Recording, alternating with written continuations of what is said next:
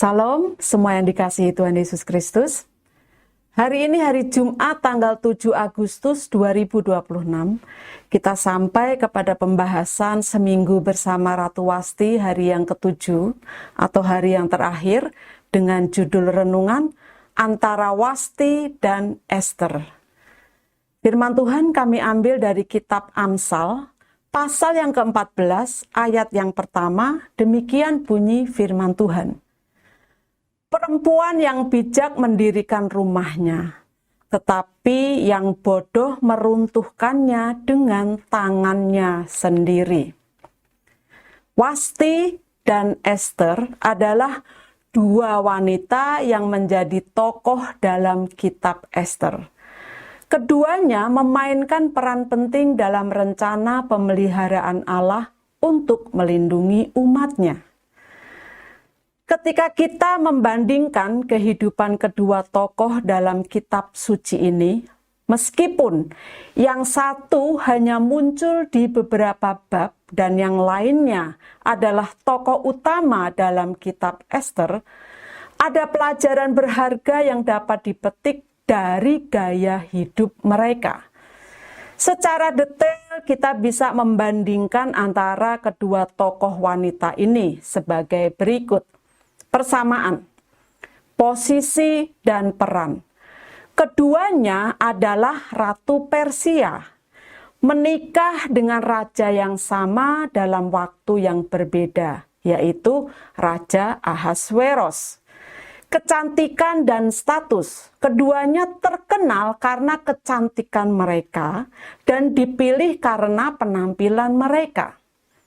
Penentangan terhadap otoritas. Keduanya menentang perintah raja, baik secara eksplisit maupun implisit. Wasti menolak untuk hadir ketika dipanggil, terdapat dalam Ester pasal 1, sedangkan Ester hadir tanpa dipanggil dalam Ester pasal yang keempat. Mengambil resiko. Kedua wanita tersebut menghadapi bahaya dan mempertaruhkan posisi dan nyawa mereka dengan tidak menaati raja.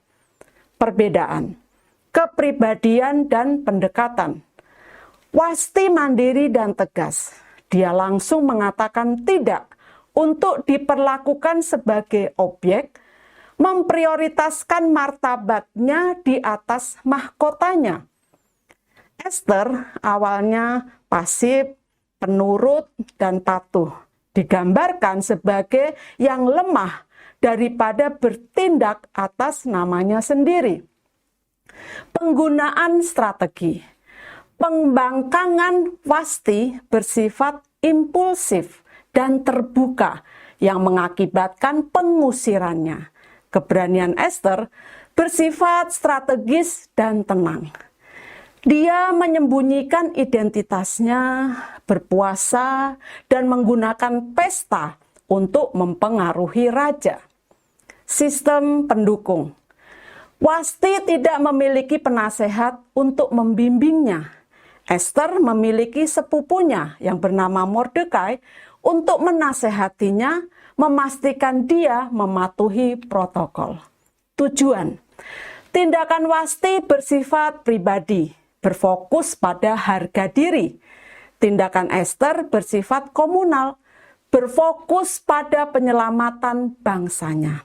Hasil, Wasti dibuang dari hadapan raja, Ester mendapatkan tempat di hati raja dan istana.